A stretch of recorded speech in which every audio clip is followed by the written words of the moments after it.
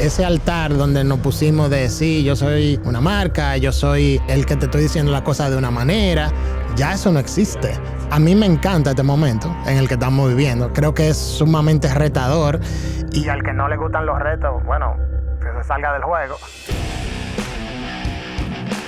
Ángel Rosario es un destacado y versátil profesional de la publicidad, comprometido con la formación de nuevas generaciones, gran liderazgo como director creativo. Su creatividad se refleja en proyectos como El Hombrecito, donde demuestra ser un emprendedor, innovador y colaborador en la promoción de las industrias culturales y creativas en la región caribeña. Es nuestro invitado en PUB 101. Bien, bienvenidos a PUB 101, el podcast. En esta ocasión tenemos a una persona muy admirada y particularmente yo lo conozco como el chapulín de la creatividad dominicana. No, mira, la memoria, de verdad. Yo te preocupaba. Terrible, hombre, terrible. Ángel, bienvenido a PUB. Gracias, señores, de verdad. De entrada los felicito mucho por este trabajo tan necesario y tan loable de parte de ustedes que estén haciendo este proyecto. Gracias, Ángel. Para nosotros es un placer, de verdad. Yo tuve la oportunidad de estar juntos, crecer juntos como en el área creativa, no solamente contigo, con Fran. O sea, fue un privilegio realmente. Esa generación, uno... estar codo a codo, como se dice, y ver que cada quien ha tomado su rumbo y su asunto. Y tenerte hoy aquí para mí, de verdad, es muy, muy grato. No, gracias, señora. Bueno, Ángel, ya Osiris en la introducción que hacía, bueno, pues decía una forma como a ti te conocían, el chapulín. ¿De dónde surgió eso? No, realmente eso fue como algo muy...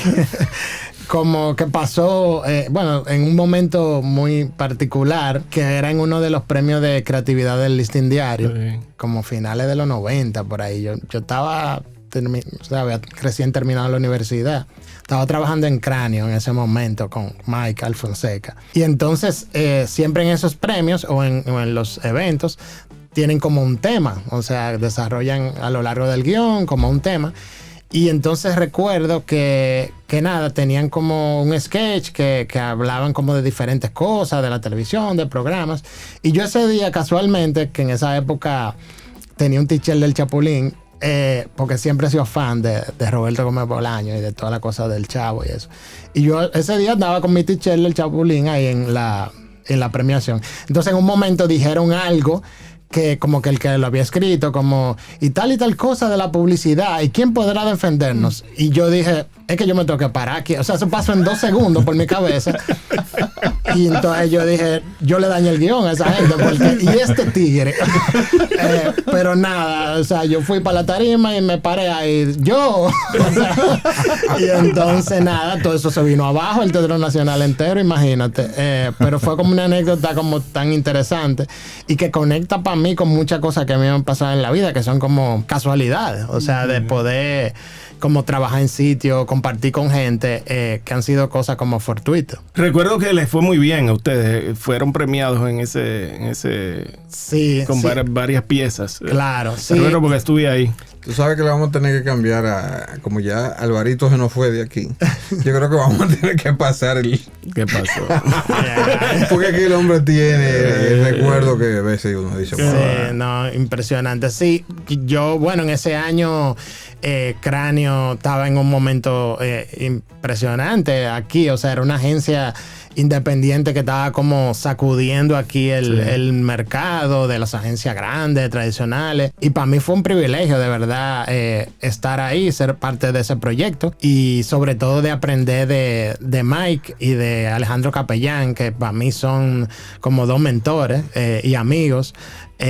Poder estar ahí viviendo con ellos y viendo lo que es el día a día en un departamento de creatividad de una agencia, siempre lo voy a tener como algo que me llevo de haber decidido este oficio de trabajar en publicidad. Bueno. Ángel, hemos visto en parte de tu quehacer profesional y has hecho distintas cosas, distintos roles. De todo lo que tú has hecho, ¿qué es lo que más te gusta? ¿Qué es lo que más tú disfrutas hacer? A mí lo que más me gusta, y es lo que conecta una cosa con otra, es como asumir retos de proyectos. O sea, para mí, más que publicidad, música, arte, cultura, lo que sea, es como el reto de solucionar un problema de comunicación o de desarrollar una idea. Yo creo que eso lo junta todo, porque a la hora de un artista hacer un disco, una gente que trabaja en una agencia de publicidad, una campaña, escribir un guión de una película, son como las mismas cosas al final. O sea, es como trabajar con una narrativa, trabajar con un concepto, desarrollar un craft, una propuesta de ejecución. Entonces, a mí realmente lo que me gusta es eso. Y yo siempre digo que para mí muchas veces el proceso es más interesante que la solución. O sea, cómo el proceso te va llevando a descubrir cosas en el camino, a fracasar, que es para mí como la gran... de donde salen las ideas, de esos fracasos, de esas cosas que nadie te lo cuenta, que no salen en internet, y que solamente viviéndolo, haciendo un proyecto, es que tú aprendes. Entonces, para mí, si algo te resume esa pregunta, es como la búsqueda de ideas, la búsqueda de soluciones, de proyectos. ¿Cuál fue el primero? ¿El hombrecito fue? ¿O antes del hombrecito había alguna idea por ahí? Sí, pero está muy rápido. No, porque estoy ligando la pregunta de Reinaldo en base a lo que está. Guárdala para ahora. Sí. Me toca a mí. Está bien, no hay problema. Yo voy un chin más atrás y siempre me gusta tocar el tema. ¿Cuándo Ángel descubre que le gusta la creatividad o la creatividad publicitaria? ¿Cuándo decide que va a estudiar publicidad? Esa inquietud llega desde joven, desde pequeño. Comentaba un poco cuando estábamos antes de comenzar, que yo con el tema de la publicidad he tenido como una historia de muchas coincidencias, de cosas que yo no realmente... O sea, en mi casa no hay publicistas, no hay nadie que tenga que ver con medios ni con arte. En mi casa, mi papá economista, mi mamá trabajó muchos años en el Banco Central, mis hermanos hay ingenieros, economistas. Pero casualmente nací en un barrio que era el barrio de los publicistas. O sea, yo vivía a una cuadra de Doña Damari, a una cuadra de Don Max Pou, a 3 cuadras de Nandy Rivas, que para mí, cuando yo tenía 11 años, que andaba en una BMX, yo no sabía de esa gente. O sea, yo oía unos nombres de una gente, pero no fue hasta después en mi vida, tal vez ya en la universidad, que yo decía, wow, pero ¿y qué fue? O sea, ¿y por qué no me contaron esa parte a mí? Había algo en el agua, exacto, en el barrio. También eso de que yo casualmente como a los 12 años salí en un comercial, bueno, que Siri lo cantó entero, me sorprendo, tocando batería, era de Red Rock, y eso fue como el primer contacto de que, wow, un comercial, pero yo estaba en ese comercial no por nada de publicidad ni porque tenía una familia, nadie que me puso ahí, sino casualmente en un casting, y como yo tocaba batería, no había tal vez tantos niños que tocaran batería a los 12 años, terminé yo en un comercial. Y casualmente ese comercial lo hizo en una productora y una agencia que yo terminé trabajando, que fue Leo Burnett, después de mi primer trabajo. Pero hubo algo que a mí me pasó, que sí ahí fue como el inicio de un poco de decir, mira, déjame ver esto de publicidad. Que fue que en la promoción del colegio, de Loyola, yo me gradué en ese colegio, caí yo como encargado de hacer cosas que tenían que ver con eso, como el anuario del colegio y también un afiche de una última fiesta del colegio. Entonces, involucrado con eso, como, qué sé yo, a mí se me daba bien como inventarme cosas, como dice, muchacho, no invente tanto. Terminé yo entrando en una agencia de publicidad como a los 17 años, porque había que hacer el arte del afiche, de la promoción del colegio, el anuario y demás, que era la publicitaria de la mamá de uno de los muchachos que estaban en el colegio, que era doña Milagro Prats, que ella era la mamá de Oliver Puello, hijo de José Joaquín Puello, un gran amigo mío, que murió hace unos años. Sí. Entonces terminé yo ahí entrando en una agencia de publicidad. Y bueno, y ahí como que ya me tocaba el año que viene decidir qué iba a estudiar. Y como que conecté ahí, como que, mira, me pareció interesante que haya una carrera donde se haga eso. En esa época, la verdad que era muy incierto todo. O sea, tal vez si yo hubiera sido una persona en esta época que me hubiera tocado decidir una carrera, hubiera decidido tal vez estudiar cine, estudiar, no sé, creative writing o otras cosas como que hoy en día son más, o tal vez música profesional. Pero en esa época todas esas cosas eran como muy... Y tal vez la publicidad era como la carrera que estaba en una universidad que reunía todas esas cosas que a mí me interesaban. Una de las cosas que a mí más me impactó en mi vida fue MTV. Me dormía con un control remoto en la mano viendo videos. Y entonces también como que para mí eso era a lo que yo quería hacer. O sea, que me gustaba. Siempre me ha gustado la música. Y entonces yo vi en la publicidad como que era algo que tenía un poco de todo eso, de poder crear historias, música, videos, o sea, trabajar por una marca. Entonces por ahí más o menos es que empieza como el asunto. ¿Puedo hacer mi pregunta ahora? Ya, te doy la palabra. Profesor, haga su pregunta. Lo mismo que dije ahorita. Tus proyectos, o sea, aparte de publicista, esa es la parte interesante que Ángel tiene, que no solamente quizás algunos de nosotros nada más nos dedicamos al área creativa, trabajamos en agencias nada más, y se nos olvida un poco que hay algo más allá de la simple publicidad. Que hay un hombrecito por ahí. Exactamente. Claro. Un gestor cultural, un tigre que está en esto de hace mucho tiempo. Ahí es. Claro. Bueno, nada, es como por un tema de interés. O sea, yo no me considero como literalmente como solamente publicista. O sea, a mí me gustan las ideas. Y la publicidad es uno de los formatos que yo he tenido el privilegio de poder trabajar, desarrollar, aprender. Y entonces siempre yo no tengo como una separación con eso. Yo puedo estar un día filmando un comercial y después yo tengo una grabación en un estudio, o puedo estar haciendo una campaña y al otro día me voy de viaje porque quiero ir a ver una exposición de arte en un sitio. Entonces yo creo que como son vasos comunicantes, o sea, a mí me parece, no sé, elegí ese camino en particular, que yo creo que todas esas cosas que a mí me gustan se alimentan una de otras. Sí, claro. O sea, claro, si tal vez nada más me gustara la publicidad, tal vez yo hiciera publicidad que se parece a la publicidad. Y para mí, la publicidad ya cada vez menos de alguien que le interese las ideas y la comunicación. Y yo creo que también el arte y la comunicación ahí es donde convergen. O sea, no hay una línea como que divida mucho eso. Entonces...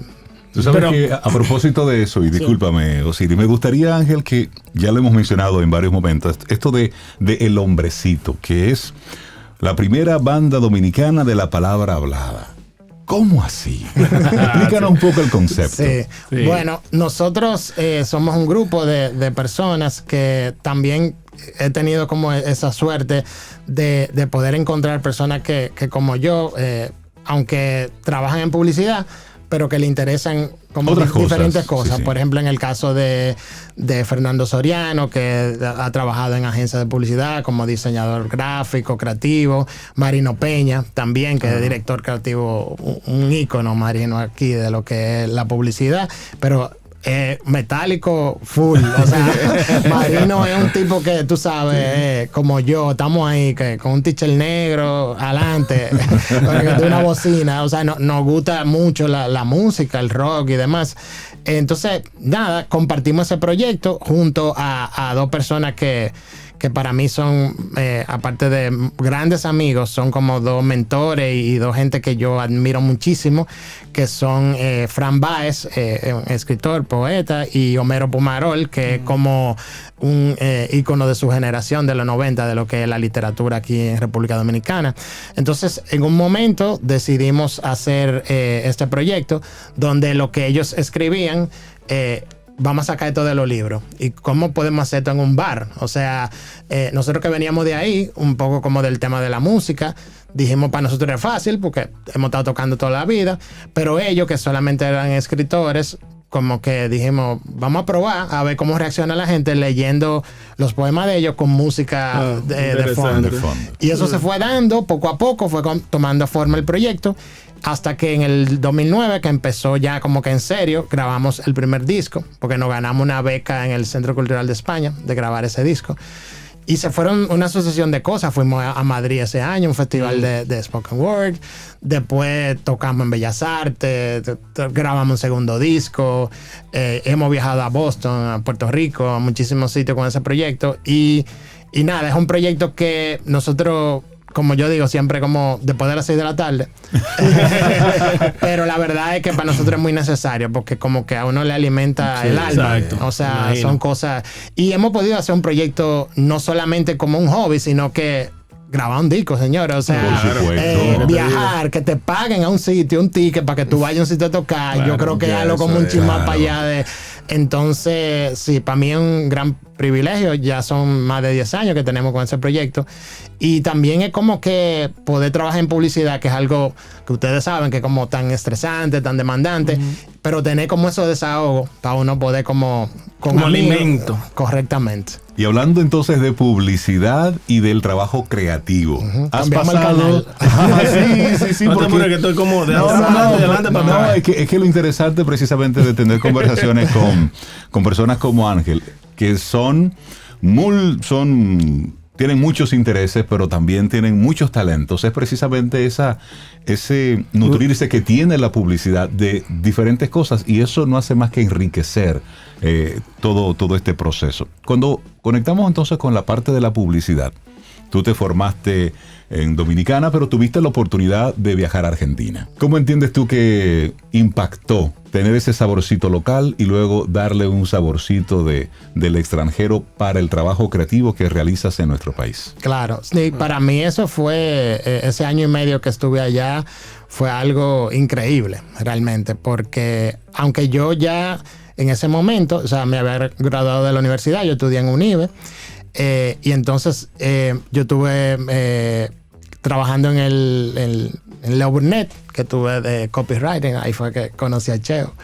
Y después estuve trabajando en Cráneo, que ahí fue lo de la historia del día ese. Como que sentía que a mí me faltaba como algo que yo quería seguir haciendo, seguir estudiando. Yo era jovencito, yo tenía 22 años, o sea, me quedaba toda la vida por delante.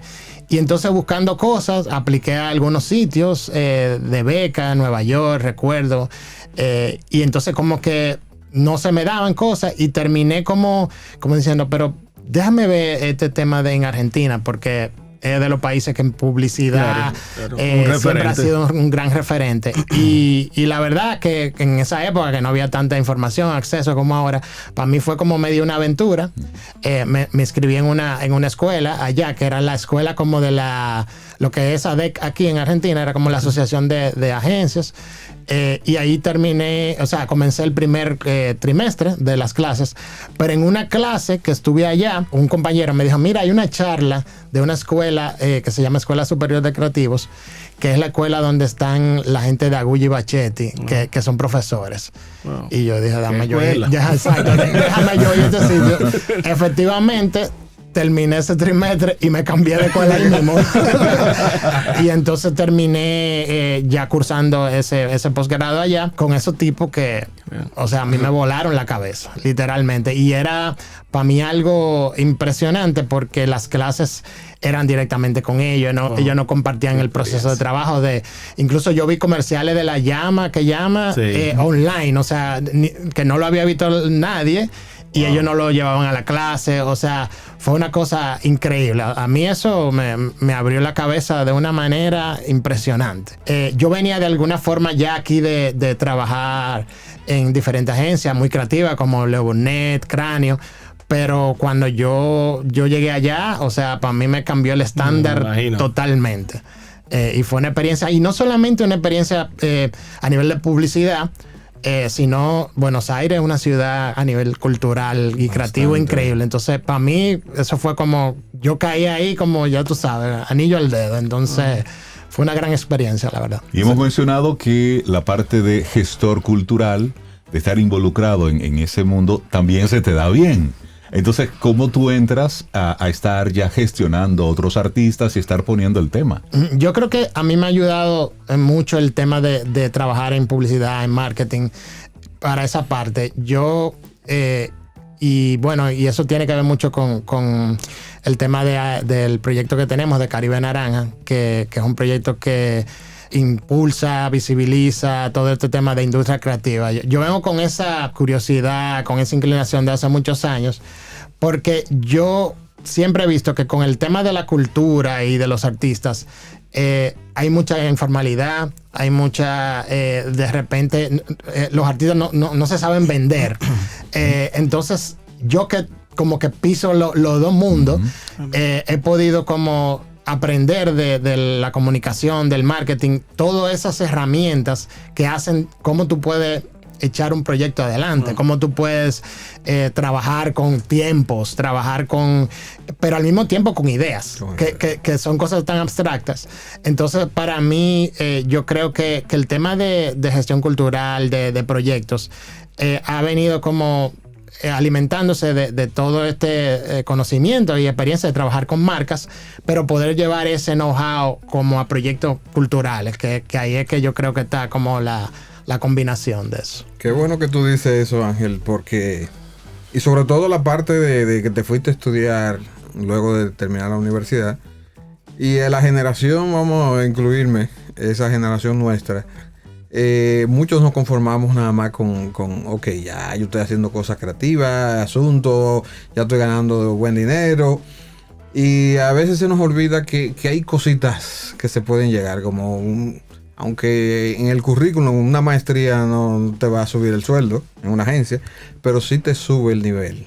Y yo lamento que muchos amigos se quedaron ahí. Uh-huh. Y precisamente cuando entro a la parte docente, una de las cosas que pedían era la especialidad.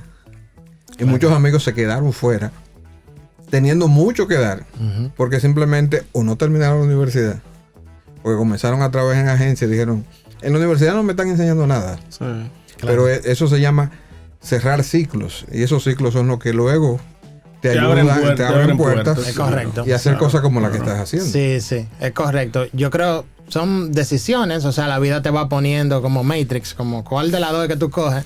Y yo he tenido como tal vez en algunos momentos acertado, en otros tal vez no tanto, de poder como seguir hilando cosas, seguir con esa, de alguna forma, interés de siempre como que la cultura, la creatividad, la publicidad, de cómo se conectan todas esas cosas. Y entonces cuando he llegado a oportunidades que he tenido, siempre como que eso me ha dado como esa luz. Exacto. Y entonces como que me ha empujado ahí. Si de repente yo me hubiera ido a estudiar a otro lugar que no fuera Argentina, tal vez no tuviera como en mi histórico como todo esa inclinación. Yo allá, viviendo allá, ya tú sabes, o sea, yo no salía de un centro cultural, de una exposición de arte, de un concierto. Yo vi a Cerati 2 veces allá, a Calamaro, Charly García, Spinetta, que para mí es como de lo más grande de la música en español. Entonces, toda esa cosa, y tan joven, a mí me nutrieron. Claro, me pusieron a buscar referencias, a ver cosas. Entonces, para mí, eso, es como un proceso que no termina. Yo siempre digo, yo nunca voy a terminar de estudiar y de aprender. O sea, porque siempre hay algo que te va como empujando. No, y si lo haces, te quedas atrás. Correcto. Y escucharte hablar de esa pasión y de esa hambre por estar siempre aprendiendo, también te gusta compartir tu conocimiento. ¿Qué significa entonces ese papel que asumes en algún momento como docente? Sí, también yo lo tengo como un tema, una norma de dar. O sea, yo cuando también comencé a trabajar en Cumbre, que fue como mi tercer agencia que trabajé, me tocó liderar como en un equipo. Yo estaba muy joven también y como que por una situación que se dio me dijeron, mira, a ti te toca como que asumí más que solamente escribí una campaña. Y entonces ahí yo me di cuenta de lo interesante que es tu poder liderar equipos y cómo tu poder generar un ambiente donde la curiosidad sea como el oxígeno. Uh-huh. Y entonces, de alguna manera, de las agencias, he pasado a las escuelas, precisamente llevando eso que yo he aprendido, eso que yo he visto en los departamentos creativos, de que la gente tiene que estar siempre como estimulada y como que alimentar esa curiosidad. Y básicamente eso. Yo también en esa parte, ahora con el proyecto de Caribe Naranja, nosotros desarrollamos un curso en EduCollege, una plataforma e-learning de economía naranja, que pueden también acceder totalmente gratuito. Sí, eso te iba a preguntar. Creo que el proyecto tiene varios canales, ¿verdad? Sí. Ese website que nos mencionas, y creo que tiene algún otro que nos puedes seguir ampliando. Claro, sí, el proyecto es una plataforma que, como decía, con el objetivo de impulsar y visibilizar lo que son las industrias creativas, no solamente publicidad, sino el cine, el teatro, la música, la gastronomía y todas estas industrias también de desarrollo de videojuegos y todo lo que está pasando. Y entonces nosotros hacemos este evento, que lo hemos hecho ya por 3 años, donde hemos traído a expertos de Latinoamérica, de todo este tema de industria creativa. Y entonces cada año nosotros tratamos de tener algún producto que quede del evento. Y en este último año lanzamos este curso e-learning para que las personas que están en la industria creativa puedan saber más de propiedad intelectual, de emprendimiento creativo, porque no solamente una idea es lo que va a hacer que ¿verdad? Eso se convierte en algo, en un producto de un servicio. O sea, hay muchas cosas que tenemos que aprender de los economistas, de los abogados, ¿verdad? Claro. Entonces nosotros... El costo-beneficio. Exactamente, sí, lo financiero, para hacer que toda esa creatividad al final pueda salir a un mercado y consumirse por alguien. Es correcto. Entonces, para mí, siempre la parte de docencia, de hacer proyectos que puedan hacer que otra persona haga cosas, yo estoy comprometido con eso. Okay. O sea, y es algo que a mí me gusta. Yo vi que ustedes tienen un podcast también, ¿verdad? O relacionados con el mismo proyecto. Sí, nosotros tenemos un proyecto que se llama La Silla Naranja, que son entrevistas. Con el naranja lo asocié. Sí. Pero no es el mismo proyecto o es una rama de... Sí, es como dentro de lo que es Caribe Naranja, tenemos diferentes plataformas. Y una de ellas es La Silla Naranja, que son entrevistas, que nosotros ya llevamos más de 40 entrevistas a diferentes artistas, gestores culturales, también personas de tanto del sector privado como el sector público, que un poco tienen que ver con esto de la industria creativa. Por ahí han pasado gente como Wadi Jaques, Nashla Bogar, la gente de, por ejemplo, de Bocao Fest, diferentes personas, y contando sus historias y cómo ellos han podido llevar una idea o un concepto a materializarse, claro, y que inspire a otras personas. Y eso es lo que es La Silla Naranja. Y siguiendo entonces en esa línea de multitalentos, cosas, plataformas en las que estás involucrado, también está la parte editorial. Entonces tú has sido co-creador de varios libros de colección. Sí. Hablemos de esa parte editorial y qué tan importante es que las cosas en este mundo tan digital quede como testigo lo impreso. Sí, ahí se unen dos cosas que a mí me gustan mucho. Uno son los libros. Mi esposa los otros días me dijo, pero vamos a tener que hacer un arbolito este año con todos los libros tuyos. Y otra cosa es la parte de la documentación. Yo, como ustedes, creo mucho que hay que documentar las cosas. Nosotros, como país, adolecemos mucho de referencia. A veces pasan 20 años y no queda nada de algo, de un proyecto. Entonces yo siempre he tenido como ese interés.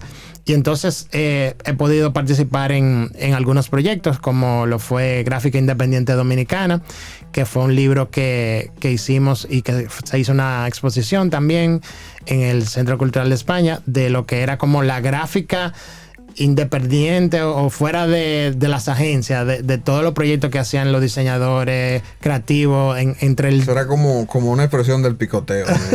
Sí, y también que no eran proyectos para marcas, sino para causas sociales, proyectos de creatividad como camisetas y demás. Eso fue entre el 2000 y el 2010. Nosotros documentamos esa década para que esa década no se perdiera, y era un poco también mucha gente que había ido a estudiar fuera y cuando llegó aquí decidió hacer diseño, creatividad de algo que tiene que ver como con su cultura.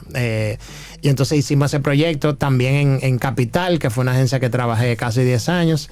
Hicimos el libro que se llama Capital es Capital, donde ahí hicimos casi como un experimento antropológico de 10 temas importantes de la ciudad de Santo Domingo, y ahí trabajaron redactores, diseñadores, y bueno, Capital, que en ese momento con Mario Dávalos y José Gratero, ellos apoyaron ese proyecto y trabajamos todos los del departamento creativo de esa agencia. Y ahora en la agencia que estoy, en Switch Havas, estamos haciendo una colección de mujeres dominicanas bajo el título de Dominicanas que hicieron el Switch, que es un poco jugando con el nombre de la agencia. Y hicimos el primer libro que hicieron el switch en las industrias creativas. Ahí hay artistas, músicos, diferentes personas. Y también ahora hicimos dominicanas que hicieron el switch en el deporte. Y también estamos contando historias de más de 20 mujeres que han hecho cosas grandiosas en este país que no, es bueno que no se pierdan. Yeah.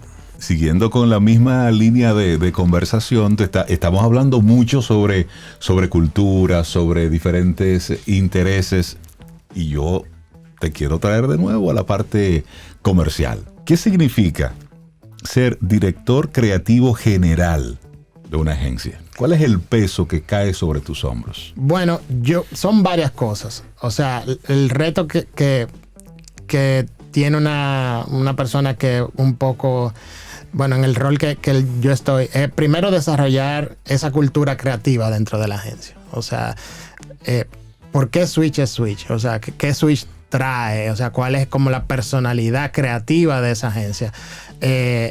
Eso no es algo que dice Ángel, eso es algo que se construye con el esfuerzo de cada una de las personas que estamos ahí. Pero un poco es como llevar esa conversación y ser consistente en ese sentido, y llevar también esa cultura a los clientes, llevar eso en qué creemos en Switch. Y eso se construye no solamente con una campaña, con una pieza, eso se construye con hasta la relación con los clientes. Nosotros en poco tiempo, yo tengo menos de 3 años en esa agencia, hemos podido llevar como un discurso a la agencia, y no solamente a las marcas con las que trabajamos, sino hacemos proyectos que también aporten a la sociedad, porque hoy en día una empresa no es solamente como relevante si lo hace bien en su industria, sino es como persona social, una empresa. Claro. ¿Cuál es tu aporte? ¿Por qué tú existes como empresa? ¿Cuáles son las cosas que tú dejas? Entonces yo creo que al final un departamento creativo en una agencia, que es definitivamente el corazón de una agencia de publicidad, tiene como ese rol. O sea, como decía un creativo argentino, que la creatividad es la publicidad de la publicidad. Y al final es eso, esa bandera de cómo ve la creatividad la agencia. Me toca eso, me toca también mantener esa curiosidad en cada uno de los miembros del equipo. Esas preguntas incómodas que hacen que la gente se cuestione y diga, espérate, nos la estábamos comiendo con esto. No, realmente nos falta un chin más, tenemos que seguir navegando aquí. Y básicamente eso, yo he tenido la oportunidad de trabajar con gente increíble, y he visto en las agencias que he trabajado como diferentes generaciones. Siempre he creído eso, que los departamentos creativos tienen que tener diversidad de generaciones, diversidad de géneros, gente de diferentes lugares de la ciudad, gente de diferentes lugares del país, y eso es lo que hace una agencia interesante. No es de que una agencia que todos los creativos son igualitos, la misma onda, todo el mundo le interesa lo mismo, no. De repente es chévere que en una agencia esté un tipo que lo que le gustan es los carros, racing. Sí, es diversidad de marcas. Y al lado una chica que lo que le interesa es, qué sé yo, pasarse el día entero en TikTok grabando cosas. O sea, eso es lo que hace como que la creatividad ahí haya como que sea más rica. Correcto. Y que alguien se monte en una guagua. Por ejemplo, sí, sobre todo. Tú sabes que en Cumbre, cuando yo estaba, hicimos un proyecto que se llamaba La Goma, ahora que tú comentas. Y eso fue un día que a mí se me ocurrió y le dije, señores, todos venimos, la agencia estaba cerca de la Máximo Gómez, todos para llegar aquí venimos por esta avenida. Vamos a hacer un proyecto donde todo el mundo haga algo que tenga que ver con esta calle. Cómo ve la calle, cómo vive la calle, cómo sufre esta calle, que pasa desde Villamella y termina en el Malecón. Y entonces hicimos un proyecto y Don Freddy, recuerdo que nos apoyó, hicimos una exposición en Casa de Teatro con todas las piezas de La Goma. Fue algo muy chulo. Excelente, excelente. Tú sabes que yo tengo una anécdota muy, muy jocosa, y es que cuando precisamente en Leo Burnett ya me dan la oportunidad de presentar, porque tú sabes que uno pasa por todos los procesos, y recuerdo que vendí mi primera campaña. Yo estaba que no me aguantaba. Pero resulta que Leo Burnett estaba en un sitio muy incómodo para llegar a pie, que era ya que lo decían La Puya. Yo me acuerdo. Y para yo llegar a mi casa era muy cerca, a pie relativamente cerca, pero era difícil el trayecto. Y me acuerdo que cogiendo una guagua ahí en la San Martín, con un pie adentro, un pie afuera, se paró un Mercedes en una esquina, digo yo. Cuidado si el cliente está ahí. Y me está mirando y dice, ¿y ese fue el que yo le compré los 5 millones? O sea, eso fue como un incentivo de decir, tengo que comprarme mi carrito. Me recordó ese asunto de la Máximo Gómez. Derecho. Ángel, y hablando de anécdotas, ¿tú puedes compartir algunas anécdotas de algunas campañas, las campañas favoritas tuyas? Qué sé yo, que nos compartas algunas vivencias de tu vida publicitaria. Sí, hay muchas cosas. Bueno, imagínate, de la primera agencia que trabajé, bueno, con Mike en Cráneo, ahí vivimos situaciones y experiencias increíbles, porque si algo me llevo de ese momento era de trabajar en una agencia que no tenía miedo. O sea, que era una agencia Vota donde... por chulería, tú estabas ahí. Si tú supieras cuando pasó eso, ya yo estaba en Argentina. Me la perdí esa. Pero sí, eso fue para mí increíble. Yo creo que de todas las agencias yo tengo como algo que me llevo, que es como un aprendizaje. Y al final... bueno, eso es lo que termina uno como forjando como un criterio. O sea, de trabajar en tantos sitios diferentes que cada uno como que te deja algo. Yo ahora como una anécdota en específico así, no me recuerdo. No te llega. Sí.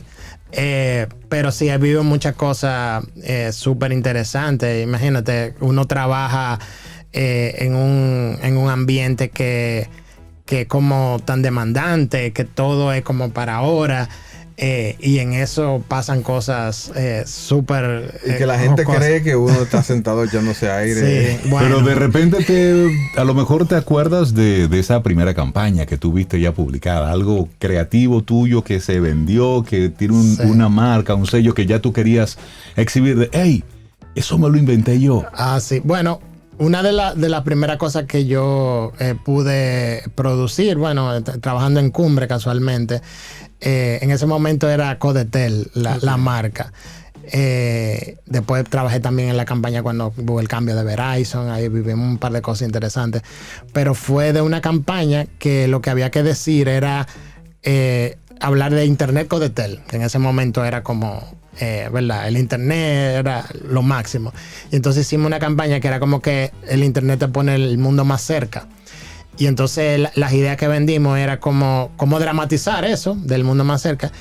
Y logramos que nos compraran poner una geisha jugando dominó.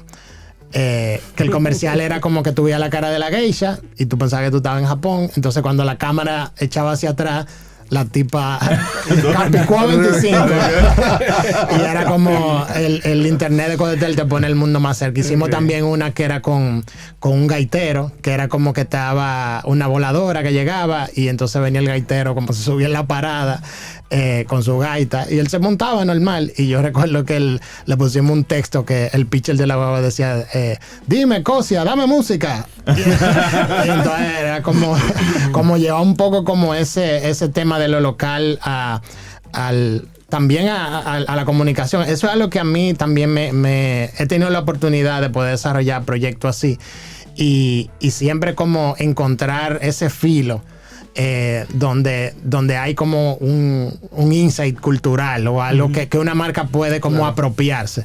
Yo creo que esa es sí, pues va a recibir la identificación inmediatamente de su target. Claro, aunque vivimos en una época donde todo el tema global y demás, pero son otros tiempos. Exacto, pero definitivamente hay insights locales y cosas que la gente se identifica. O sea, y yo creo que es el de alguna manera el deber de una marca de siempre estar alerta a pescar esos sabes insights. Que tú mencionaste Codetel, no sé si tuviste que ver con esa campaña. Era una de Codetel que era recuerdo que era Vamos Pa'lante. Sí. Sí. Te confieso que tú trabajaste en eso. Claro. Sí. Oye, te confieso que esa campaña marcó mi generación porque estamos viviendo una crisis terrible en el país y yo creo que fueron de la principal campaña que en cierto modo le dio ánimo al dominicano. Sí, fue algo muy... Siempre yo lo comento eso con las personas que estábamos ahí en ese punto. Eso fue en Cumbre. Y nosotros lo que nos tocó, bueno, trabajando con Codetel antes de Verizon, era la época de 2003, del gobierno de Hipólito, ustedes se acuerdan en ese momento. Y entonces el dólar a 60. El dólar, exacto. Entonces nos tocó un poco... nos tocó un poco como de Codetel, como una marca líder del país, hacer un mensaje, como tú dices, un poco como de esperanza para la gente y eso. Y entonces hicimos esa campaña de Vamos Pa'lante, que hicimos comerciales, jingle, incluso las frases, recuerdo que hicimos hasta camiseta y decía, vamos pa'lante con talento, vamos pa'lante con el deporte, vamos pa'lante con el arte. Y entonces, después, un presidente en el 2004, casualmente. Bueno, vamos a una pausa comercial.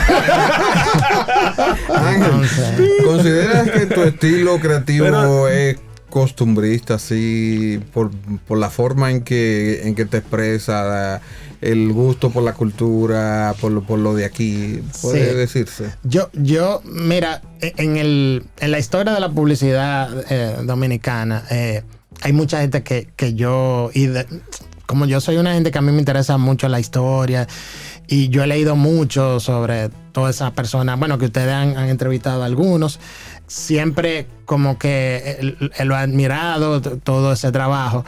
Y yo realmente no es que como que yo al trabajar piense en ese tipo de cosas. Yo siempre estoy pensando en cómo solucionar un problema.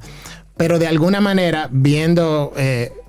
qué sé yo, las historias de René del Risco, personas que no venían de la publicidad, porque no existía la carrera en específico. Yo a lo largo de los años he conectado y yo decía, pero wow, o sea, yo en este contexto actual, nada que ver, un poco como que tuve la oportunidad de recorrer esos caminos, de no ver la publicidad como el publicista, sino como una persona que está buscando ideas. Y entonces yo creo que en algún punto, cuando ya mi generación, que sí estudiamos publicidad, que sí hicimos como una carrera de algo con técnica, con herramientas, pero yo siempre como que he sido de la persona que no me he querido como anquilosar en eso.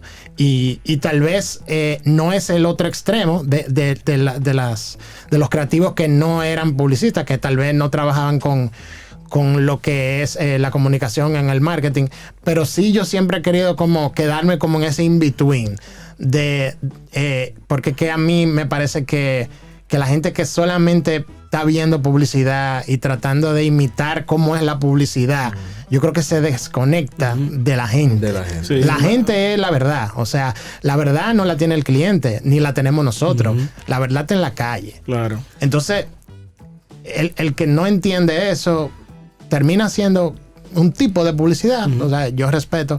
Pero a mí me parece que la publicidad... pierde como la calidez, ¿verdad? Ese sabor. Se torna más fría. Claro. Simplemente el mensaje y punto. Claro. Y al final cada época tiene su voz. O sea, estamos viviendo ahora mismo en una época República Dominicana que tiene una personalidad.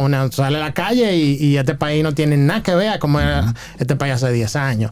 Entonces, yo creo que el privilegio de trabajar en este tipo de oficio, de disciplina, es ser esa escucha. Es como no perder esa conexión con la realidad. Es no meterte tanto en la oficina que no te sorprenda la cosa que tú vives en la calle.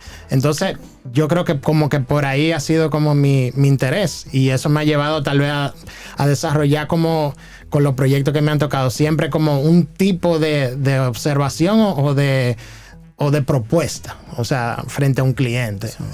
Hace unos días vi un video de esos que de forma aleatoria llegan por las redes sociales.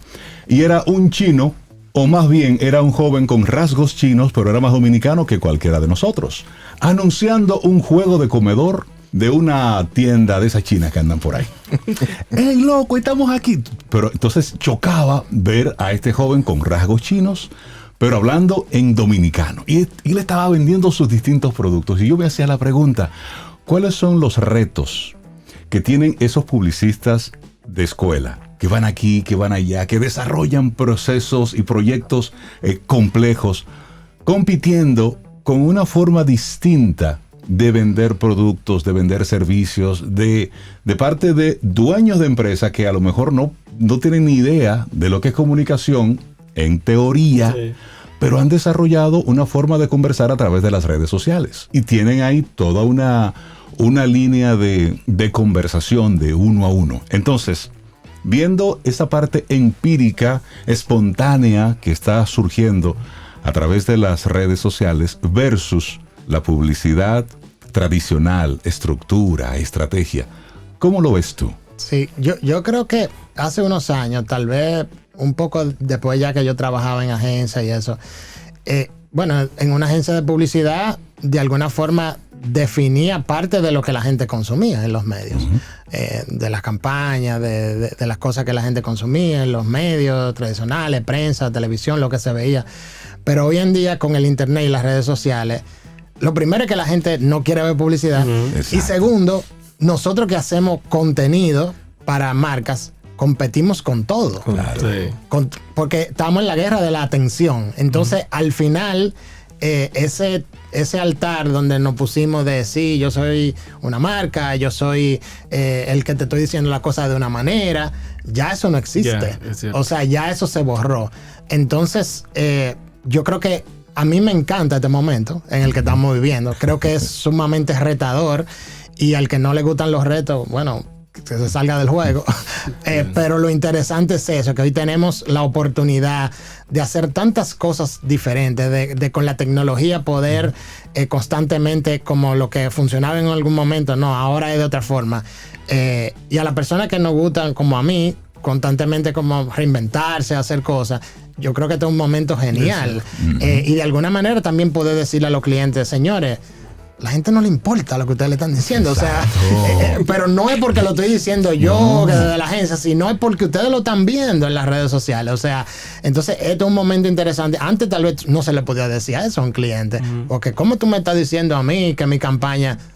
Loco, es que esa vaina no lo ve nadie, compadre. Entonces, eso es interesante, y es como sentarnos en la mesa de las decisiones y decir qué es lo que nosotros vamos a hacer para nosotros generar atención en un mundo donde por segundo una cosa se vuelve tendencia de algo que tú nunca te imaginaste que lo va a hacer. Entonces es un momento sumamente interesante para mí y retador. Es interesante escucharte con ese nivel de apertura con ese tema, porque es cierto. Llegó un momento donde muchos se pusieron en una posición de yo soy el que sé, o somos lo que sabemos, y esto que están haciendo esto de forma empírica, esto va a pasar. No, sí. Porque estamos en un tiempo donde ya los medios son de doble vía. Claro. Y ese pensamiento era de una época en la que tú como marca y como medio, de forma unidireccional, comunicabas algo. Correcto. Pero ahora la gente se está comunicando contigo, y si no le gusta, te lo dice de frente. Correcto. Y te hace la contra de inmediato. ¿Qué retos entiendes tú tiene el publicista de hoy? Yo creo que el tema de no creérsela, o sea, de constantemente ponerse en la posición de que al final tú lo que puedes es generar una conversación, comenzar una conversación, pero que al final tú no eres el que va a tener el control de eso. El que se crea eso, de verdad, como que yo creo que se quedó en un momento. Entonces, es lo que digo, o sea, a mí me parece como sumamente interesante, y es como también esto de real time, de que las cosas no eran como antes. Antes tú lanzabas una campaña y ya trabajamos 2 meses, lanzamos una campaña, ahora nos sentamos. Bueno. Ahora no. A ver los resultados. A ver los resultados. Ahora no, ahora es por segundo, o sea, y prueba y error. Tal vez esto que estamos poniendo ahora mismo no funciona, vamos a cambiar. Hacer cambio arriba. Arriba, exactamente, real time. Y también aunque sí, tomamos decisiones a veces como... Hay un objetivo en común. Hay un objetivo en común, claro, hay cosas como un poco más a corto plazo, mediano plazo, pero también hay un momento donde hay que tirar la bola y está ahí viendo cómo eso corre. Entonces, realmente eso es sumamente interesante. Hay mucho que aprender y yo creo que la industria tiene esos retos y tiene que de alguna manera entenderlo. Que a veces yo pienso como que Lo que pasa no es que estamos ahí. ahí entra la parte de que yo soy el creativo. Entonces, lo que hablábamos en capítulos anteriores, donde ya realmente tu campaña es posible que pueda ser eclipsada por un meme. Claro, Entonces, totalmente. ahí entra el asunto donde ya yo no soy tan importante, sino que la importancia lo está dando el que está recibiendo el asunto. Y si yo no estoy despierto a ver el giro que está dando esto, puede ser que simplemente ya Claro. pasó. Sí, competimos como tú dices con un meme, pero también tenemos la decisión de poder colaborar con la gente que hace memes, o podemos también nosotros hacer que una aprovechar marca, el asunto montando en el barco, y no quedamos fuera. Tener esa apertura y desdoblar el lenguaje publicitario. Yo soy uno que siempre es como el tema de creativo, a mí me parece como medio un disparate ese nombre, porque sí, porque es que creativo, mis hijos son creativos, tienen 9 años, o sea, es que hay una diferencia entre creativo y pensativo. Exacto. Entonces, yo creo que también eso es algo que a esta industria le falta mucho. Yo creo que hay otras industrias como, qué sé yo, los abogados, los médicos, que tienen como un respeto que muchas veces la industria de publicidad, como que un médico te dice, mira viejo, si tú no haces tratamiento y tú no te pones la piel, tú te vas a morir, viejo. O un abogado, mira, yo te voy a decir este contrato, tú lo firmas y no es de que no, pero vamos a cambiar el contrato. Entonces, es una industria donde todo el mundo sabe hacerlo, o sea, donde lo que tú es una propuesta al final, sí, está bien, pero... O sea, todavía en las agencias se oye esa frase del el cliente tiene la razón. O sea, una cosa como... Yo lo que también pienso de eso, porque nadie ha dicho, el cliente tiene la razón, sí, pero nosotros somos los que sabemos manejar la emoción de la gente. Sí, claro. Entonces, quédate con tu razón, que de la emoción sé yo. Entonces, yo creo que nos falta mucho respeto de nosotros mismos en la industria de publicidad para que nos respeten a nosotros.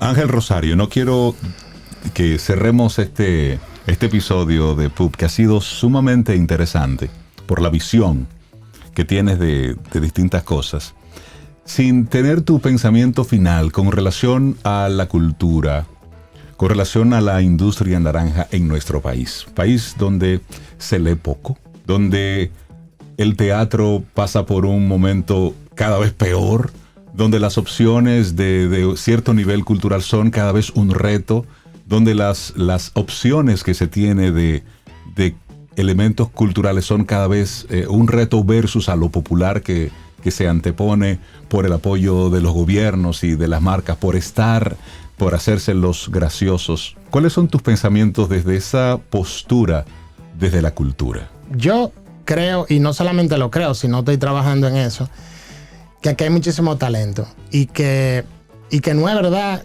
que aquí todo es sin criterio, que todo lo que es como chabacano, eso es lo que es el dominicano. Yo no creo en eso.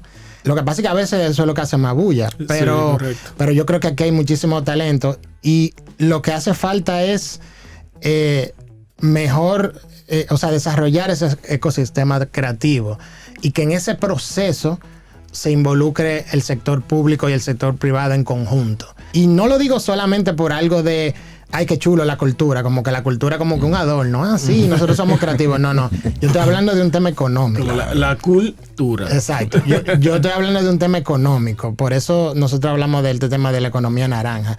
Para que de alguna manera se vea la cultura como una oportunidad de desarrollo de este país. Nosotros incluso en el último foro, el tema fue turismo y nuestro gran discurso en el evento era de que el aliado más importante que puede tener el turismo, que es como, somos los mejores en turismo, los más duros en turismo, el mundo entero quiere venir a este país, es que si aquí no evolucionamos ese turismo hacia el turismo cultural, Claro. nosotros nos vamos a quedar, señores. Claro. O sea, esto no va para ningún lado. Ya Claro, ese porque tema de un hotel con una playa, eso ya pasó. Ya hay muchos países con los mismos. Correcto. Entonces, para nosotros desarrollar todo eso, no sirve nada más que la gente tenga talento.